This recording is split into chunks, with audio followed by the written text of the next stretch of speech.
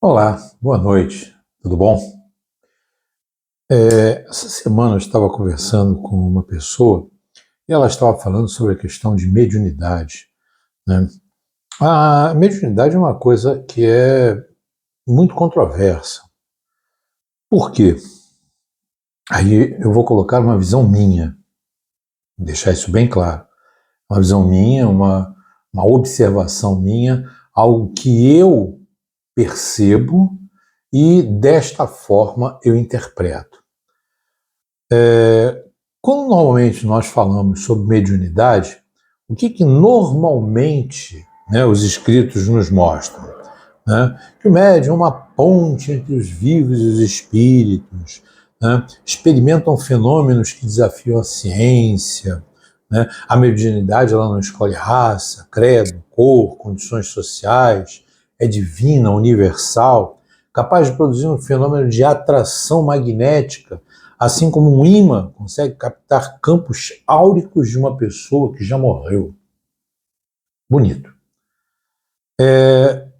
Em outros lugares, a gente observa, por exemplo, quando tentamos falar sobre médiuns e a Bíblia, né? Então ele fala que os profetas eram médiuns, chamados também de pseudomáticos, né? Ou pseumáticos, melhor dizendo, né? Por meio do quais as profecias eram feitas por psicografia, psicofonia, intuição ou inspiração, né?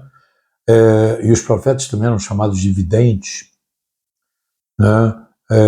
Outra coisa também que a gente observa, né? Qual é a missão de um médium, né? Ele tem uma missão a cumprir, sua missão é importante, né? Seja qual for o grau de mediunidade, e é de ser intérprete dos espíritos, mantendo acesa a chama da fé e da imortalidade, né? Aí ele fala de alguns sintomas, né, de coisas que eu fui pesquisando e colocando nesse pequeno texto. Então ele fala de calafrios, arrepios, formigamento, vibração, mudança de temperatura corporal, pressão na cabeça, sensação de aperto, palpitações, alterações de ritmo cardíaco, sensação de peso ou de cansaço, sensação de toques ou de carícias, dores na cabeça, né, enxaquecas, e você pode colocar aí uma série de outras coisas, mas eu diria para vocês o seguinte: todos nós somos médiuns. Alguns com maior desenvolvimento, outros com menor desenvolvimento. Alguns com maior percepção, outros quase com nenhuma percepção. Você tem aqueles médiuns, e aí depende da coisa. Você tem um médium vidente, aquele que tem a possibilidade de enxergar, de ver. Você tem o médium psicofônico, que é aquele que fala. Você tem o médico psicógrafo, que é o que escreve. Você tem o médium de incorporação, muito visto nos centros de Umbanda, centros de Candomblé. Né? Você tem o médium de passagem, né? Ou o médium de transporte. Você tem são vários os tipos de médium. Mas aí vem uma questão que é importante a gente observar. Aquela pessoa que às vezes chega ao seu lado e ela mesma não tem nenhum atributo mediúnico que ela possa perceber, que ela possa sentir, que ela possa ver, mas ela de repente tem aquela palavra certa para você. Ela tem aquela visão do problema que você está passando e tem como passar e lhe ajudar. Ela tem aquela noção espacial da situação que você possa estar enfrentando e tem uma palavra certa para você. Quem disse que essa pessoa não é um médium? Essa pessoa é um médium, sim. Por isso que eu digo, muitos de nós somos médiuns, né? Uma pessoa conhecida minha perguntou: porque eu medito, eu faço orações e eu não tenho nenhuma mediunidade. A pessoa às vezes pode não ter alguma sensação de mediunidade.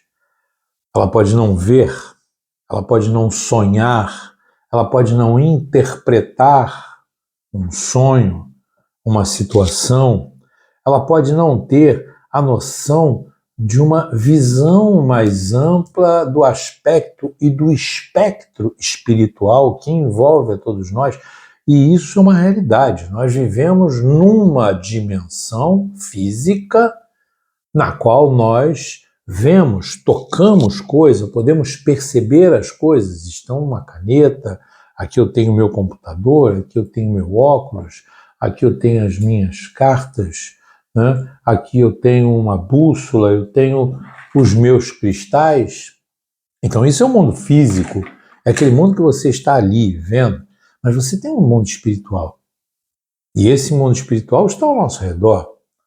Então, a questão do médium, de perceber esse mundo espiritual, é que você vai ter o grau de elevação do médium.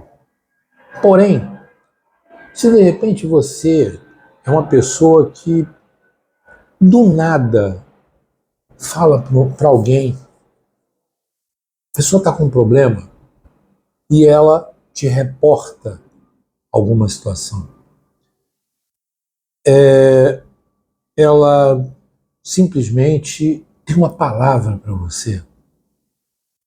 Quem é que pode me dizer que esta palavra não foi colocada ali para ela, no ouvido dela, por um mentor, um espírito superior, o próprio Espírito Santo, através dos seus dons? Então, o vídeo de hoje eu quis fazê-lo para mostrar que mediunidade não é o fato de você obrigatoriamente sentir e perceber arrepios no corpo por uma situação, né? Você, como coloca aqui, por exemplo, sensação de peso e de cansaço. Gente, me desculpa, eu chego quase que todo dia em casa com sensação de peso e de cansaço. Peso da idade, peso do corpo, cansaço, porque trabalhei de 8 até as 5 numa repartição pública. Então, peguei ônibus, tive que voltar para casa, ir para o trabalho. Então, nesse ponto eu sou um super médium. A coisa não é bem por aí. A mediunidade, ela existe, né, como um dom de Deus, exatamente para poder fazer com que haja uma interação entre as pessoas. Quem é que garante, por exemplo, que uma palavra de consolo bem colocada para uma pessoa que você desconhece, que você não sabe quem é, a pessoa nem sabe quem você é e você também não sabe quem ela é, mas de repente ela chega a você e fala uma palavra, e essa palavra faz toda a diferença para aquele momento para você? E quantas vezes você mesmo não tem esta palavra para uma outra pessoa e você não sabe nem de onde veio? Isso é mediunidade. Então a mediunidade é exatamente esta visão, não a visão propriamente dita, mas esta visualização de algo que está além da explicação. A mediunidade, na verdade, é algo que transcende completamente o princípio da lógica. A mediunidade, na verdade, é algo que ultrapassa, que extrapola o real para um sobrenatural que às vezes você não entende. Às vezes você tem um sonho com uma pessoa e você fala para essa pessoa e você mesmo diz, mas eu não tenho nenhuma mediunidade. Tem sim. Agora, é claro, aquelas pessoas que possuem uma mediunidade mais forte, né, que elas têm a possibilidade, por exemplo, dentro da mediunidade de incorporação, que no centro espírita recebem os seus orixás, os seus guias, né? Num centro kardecista, por exemplo, tá? Tem aquela visão, a possibilidade de poder auxiliar e fazer um trabalho espiritual. E aí eu extrapolo um pouco e pergunto, quantos dos nossos padres não são médiuns? Quantos dos nossos padres não têm aquela palavra certa que foi colocada para ele ali, muitas das vezes, pelo próprio Espírito Santo? Isso também é mediunidade. Então, nós temos que dar uma separação aí entre o que é mediunidade e o que são aspectos da mediunidade, né? Eu, por exemplo, conheço pessoas que fazem leitura de cartas, né, com questão de vidência, com a coisa vem para ela nunca fez um estudo sobre tarô ou cartas ciganas, ela simplesmente pegou as cartas e as cartas falaram com ela. Eu, por exemplo, não possuo esse tipo de mediunidade. Não, o meu trabalho com as cartas é exatamente a da interpretação, é aquilo que eu comento com as pessoas. Os enamorados, o que representa a carta dos enamorados? Qual é o sentido? O que tem por trás de cada símbolo que está aqui? Então, isso faz parte do meu estudo. Então, o meu tarô, as minhas cartas ciganas, as minhas runas, elas vão muito mais num processo de interpretação deste estereótipo, deste processo de imagens, de sinais, de símbolos que existem na carta, né? E, logicamente, é claro, seguindo aqueles princípios básicos da colocação dos jogos, né?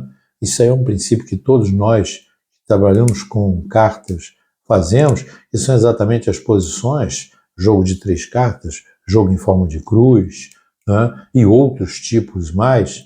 Então, ali sim você tem a colocação e a visão que você vai ter, exatamente, da interpretação de uma determinada carta numa posição e esta carta numa outra posição já tem uma outra visão completamente diferente e casado com a carta que tem anterior ou a carta que tem após ela, então isso é um estudo científico. Por isso eu sempre digo, eu sou muito mais um tarólogo do que um taromancista. Tarólogo é aquele que interpreta as cartas. O taromancista é aquele que tem uma mediunidade com as cartas. Ele sabe interpretar, mas ele tem toda uma intuição que é passada para ele por esta mediunidade que ele tem. Então, esse foi um exemplo apenas, tá? Um exemplo apenas de mediunidade. Você tem aquelas pessoas que têm sonhos complexos, né? E no dia seguinte vai observar a coisa e aquele sonho descortina, por exemplo, uma imagem que é um aviso para ele passar para outras pessoas. Tem aquelas pessoas que têm a vidência de poder perceber um futuro, perceber uma coisa à distância, uma coisa adiante no tempo, né? Aquelas pessoas que ouvem, aquelas pessoas que sentem cheiro, né? Que sentem na pele a presença espiritual. Então, mediunidade é algo extremamente complexo, algo extremamente amplo, algo extremamente que ultrapassa todos os princípios daquilo que a gente possa imaginar como sendo apenas o que muitas das vezes a gente lê, né, na internet ou em livros. A mediunidade é um dom que a pessoa tem a percepção. As pessoas que não têm esta percepção, mas têm um poder de falar, têm um poder de se comunicar, né? Têm um poder de poder auxiliar, ajudar as pessoas. É aquela pessoa que tem uma ética. Isso é importante. As pessoas têm uma ética com relação à questão da mediunidade. Ela não vai usar isso de forma negativa. Mas a gente sabe que existem os médios também do lado das trevas. Isso é uma realidade porque a luz e as trevas se opõem desde que o mundo é mundo. A própria Bíblia, quando começa a visão de Adão e Eva, o que seria a serpente senão a representação das trevas ou do errado, fazendo com que o homem perdesse aquele princípio básico que seria o paraíso, por uma desobediência. Então, mediunidade é algo muito complexo, algo que daria para mim ficar falando aqui 3 horas de repente, fazer trabalhos de mestrado, mas eu simplifico dizendo que todos nós somos médiuns. Mas antes de mais nada, devemos permitir que esta mediunidade se aflore normalmente, se aflore naturalmente, para que a gente possa então usufruir deste dom que Deus nos dá. Esse é o recado de hoje.